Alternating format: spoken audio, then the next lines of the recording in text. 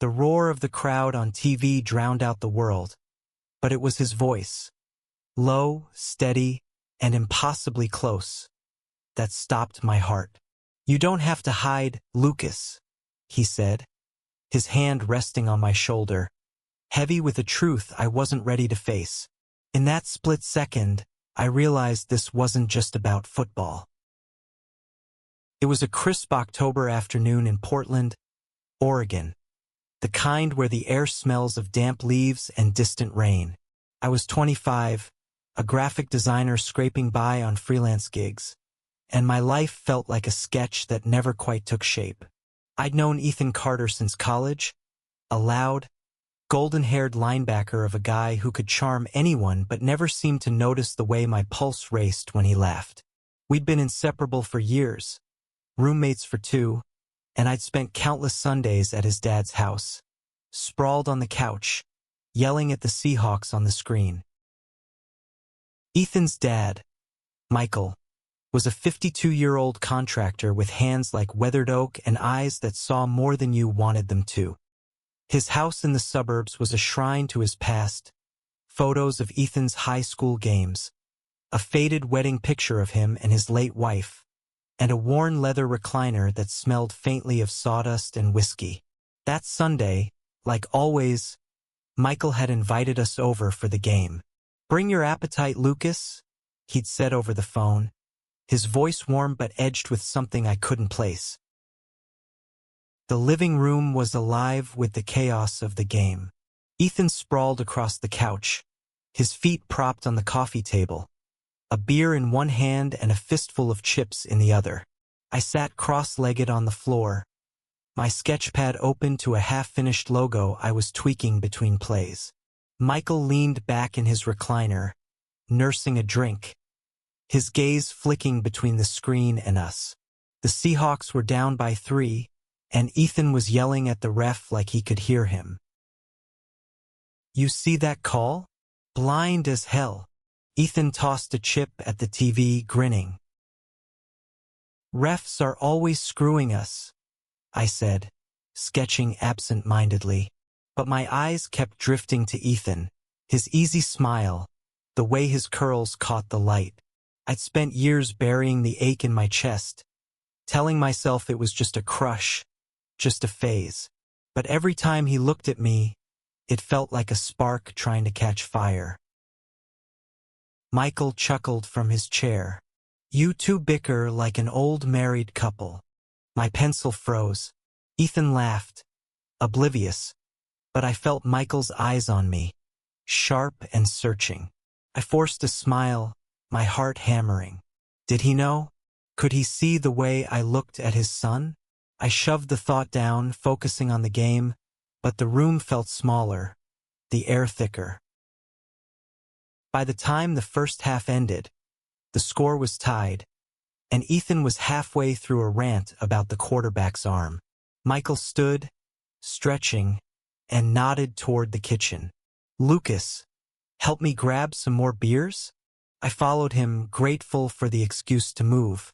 The kitchen was all warm wood and mismatched mugs, a far cry from the sleek sterility of my apartment. Michael opened the fridge, handing me a couple of bottles, but he didn't move back to the living room. Instead, he leaned against the counter, his gaze steady. "Lucas," he said, his voice low, "you're a good kid, always have been. But you're carrying something heavy, aren't you?" I froze, the cold glass biting into my palms. "I'm fine," I said too quickly. He didn't blink. "You don't have to hide it. Not here." My breath caught. The words hung between us, heavy and undeniable. I wanted to bolt, to laugh it off, but his eyes held me in place, kind, unflinching, like he'd seen every secret I'd ever buried. Before I could respond, Ethan's voice boomed from the living room. "Yo, where's the beer? You guys brewing it from scratch?" Michael smiled faintly, breaking the tension. "Coming, kid," he called. But as we walked back, his hand brushed my shoulder, a quiet promise that we weren't done. The second half started, but I barely saw it. My mind was a storm. Michael's words, Ethan's laugh, the way my heart kept betraying me. I'd spent years building walls, convincing myself I could keep this part of me locked away. But in that moment, in that house, I felt them cracking. The game roared on, but I was drowning in the echo of Michael's words. Every cheer, every clink of bottles felt like a spotlight on the truth I'd spent years dodging. I sat rigid on the floor, my sketchpad forgotten, while Ethan's voice filled the room with easy confidence, oblivious to the chaos in my chest. Portland's autumn light faded outside, casting long shadows across the living room.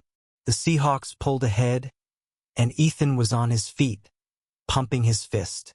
"That's what I'm talking about," he shouted, turning to me with a grin that made my stomach twist. I forced a nod, but my eyes darted to Michael, who was watching me again, his expression unreadable. I excused myself to the bathroom, needing air, needing space. The hallway was lined with photos. Ethan as a kid, gap-toothed and beaming. Michael and his wife at a beach, her smile radiant. A younger Michael, arms around a teenage Ethan after a game. I lingered on that one, tracing the pride in Michael's face. What would he think if he knew how I felt about his son? Would that pride turn to disappointment? In the bathroom, I splashed water on my face, staring at my reflection. At 25, I was still figuring out who Lucas Nguyen was supposed to be. Growing up in a tight-knit Vietnamese-American family, I'd learned early to keep certain truths quiet. My parents didn't talk about feelings, let alone the kind that didn't fit their vision of me. Ethan was the first person who made me want to be brave, but bravery felt like a cliff I wasn't ready to jump off. Back in the living room, the game was in its final quarter. Ethan had sprawled across the couch again, his arms slung over the back, inches from my shoulder. I could smell his cologne, sharp and cedar-like, and it took everything not to lean closer. Michael caught my eye as I sat down, his gaze soft but piercing. "You good, man?" Ethan asked, nudging me with his knee. "Yeah," I lied, my voice tight. "Just intense game." He laughed, oblivious. "You're such a lightweight." Michael didn't say anything, but his silence felt louder than the crowd on TV. When the game ended, Seahawks victorious, Ethan jumped up, high-fiving his dad like they'd won the Super Bowl themselves. I clapped along, but my heart wasn't in it. "All right, boys," Michael said, standing. "Pizza's on me." "Lucas, you sticking around?" I hesitated. Part of me wanted to run, to escape the weight of his earlier words. But Ethan's grin, bright and unguarded, pulled me back. "Sure," I said, my voice barely steady. We ordered from a local spot, the kind with greasy slices and too much cheese. Over dinner, Ethan told stories about college, pranks we'd pulled, late-night study sessions that turned into debates about life. Michael listened, laughing, but his eyes kept finding mine, like he was waiting for me to crack. As we finished, Ethan's phone buzzed. "Crap, it's Sarah," he said, checking the screen. Sarah was his on-again, off-again girlfriend, a theater major with a laugh as big as her personality. "She's freaking out about some audition. I gotta call her back." He stepped outside, leaving me and Michael alone. The air shifted, heavy with unspoken words. Michael leaned forward, elbows on the table, his voice low. "Lucas, I meant what I said earlier. This house, it's a safe place. Always has been." I swallowed hard, my throat tight. "I don't know what you're talking about." He didn't push, but his eyes held mine, steady and warm. "When you're ready, I'm here."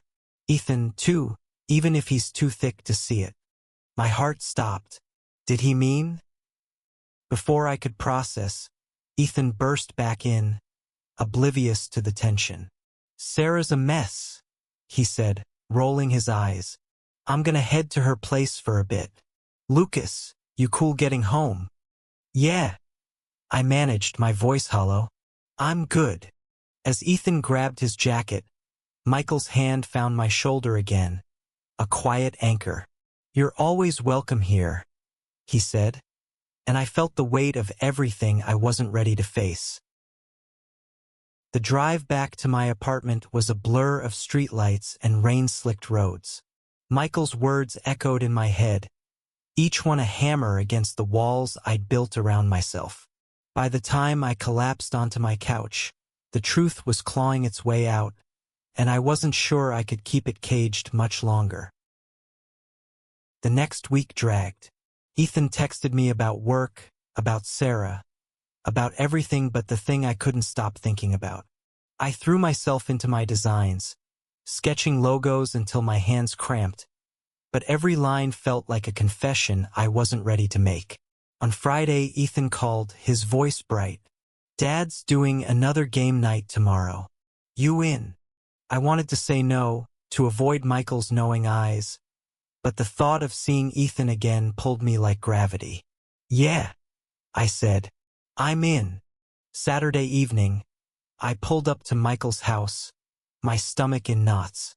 The living room was the same, warm, cluttered, alive with the hum of the pregame show. Ethan was already there, sprawled on the couch, a beer in hand. Took you long enough, he teased, tossing me a bottle. Michael greeted me with a nod, his eyes crinkling. Good to see you, Lucas. His voice was steady, but there was a warmth there that made my chest ache. The game started, and for a while, I lost myself in the rhythm of it. Ethan's cheers, the crunch of chips, the flicker of the TV. But at halftime, Michael stood, stretching. Lucas, give me a hand in the garage? Got some boxes to move. I followed, my pulse racing. The garage smelled of oil and sawdust, a maze of tools and half-finished projects. Michael handed me a box of old books, his fingers brushing mine. You've been quiet tonight, he said, his voice soft. Everything okay? I set the box down, my hands shaking. I'm fine, I said, but the lie felt thin, brittle. He stepped closer, his presence steadying. Lucas, I see the way you look at him, and I see the way he looks at you, even if he doesn't know it yet. My breath hitched. You're wrong, I whispered, but the words felt hollow. I'm not, he said gently. I lost someone I loved once. Didn't tell her enough when I had the chance. Don't make that mistake. Tears stung my eyes, and I turned away, gripping the edge of a workbench. Michael didn't push, just stood there, a quiet pillar in the storm of my thoughts.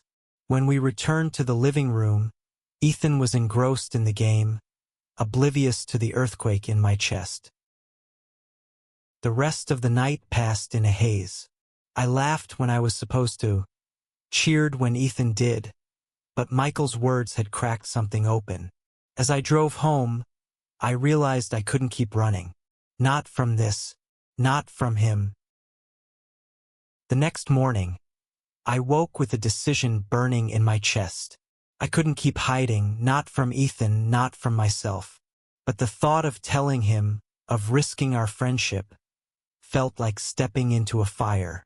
I needed to see him, to know if Michael was right about the way he looked at me.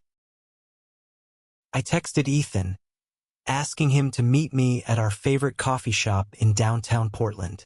The place was a cozy hole in the wall, all exposed brick and mismatched chairs, the air thick with the smell of roasted beans. Ethan showed up in a flannel shirt, his curls damp from the morning drizzle, and my heart did that stupid flip it always did.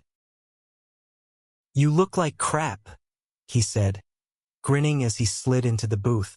Late night. Something like that, I said, stirring my coffee. My hands were steady, but my pulse wasn't. Ethan, I need to tell you something. His smile faltered, his blue eyes narrowing. What's up? You okay? I took a breath, the words heavy on my tongue. I'm gay, I said, my voice barely above a whisper.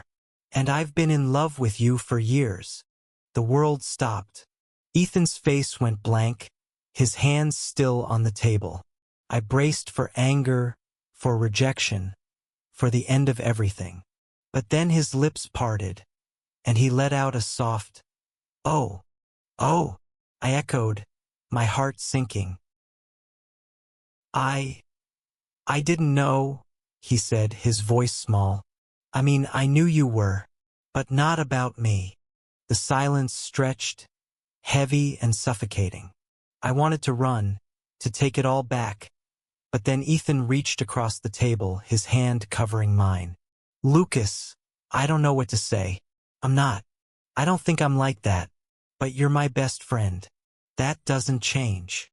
Tears pricked my eyes, a mix of relief and heartbreak. "I just needed you to know," I said. He squeezed my hand, his touch warm and steady. "I'm glad you told me," he said, his voice thick. "I just need time to process." We sat there, hands linked, the coffee shop humming around us. It wasn't the answer I dreamed of, but it was honest, and that was enough for now. When I got back to my apartment, my phone buzzed. A text from Michael. "Proud of you, kid. Come by any time." I smiled, tears falling, and for the first time, I felt like I could breathe. Weeks passed, and life settled into a new rhythm. Ethan and I were still friends, but there was a careful distance now, a space where my confession lingered. He didn't pull away, but he didn't lean in either, and I learned to live with the ache of that. One Sunday, Michael invited me back for another game. I hesitated, but something in his voice, warm, steady, pulled me back. When I arrived, Ethan was there, sprawled on the couch, his smile softer than before. "Hey," he said, and there was something new in his eyes, something tentative but real. The game played on, but I barely noticed. Michael caught my eye during a commercial, nodding slightly, like he knew what I was feeling. At halftime, Ethan turned to me, his voice low. "I've been thinking about what you said," he started, his hands fidgeting. "I don't know if I'm, but I know I don't want to lose you." My heart stuttered. "You won't?" I said, my voice steady despite the storm inside. He smiled, small and unsure, but it was enough. Michael watched us, his eyes bright with something like pride. "You boys are gonna be okay," he said, and I believed him. That night, as we cleaned up the empty pizza boxes, Ethan's hand brushed mine, lingering just a moment longer than it needed to. It wasn't a promise, not yet, but it was a start. And in that moment, I realized that love wasn't just about getting what you wanted. It was about being seen, being heard, and finding the courage to show up as you are. Michael walked me to my car, his hand on my shoulder. "You did good, Lucas," he said. "You're braver than you think." I drove home under a sky full of stars, my heart full of something new. Hope, raw and fragile, but mine.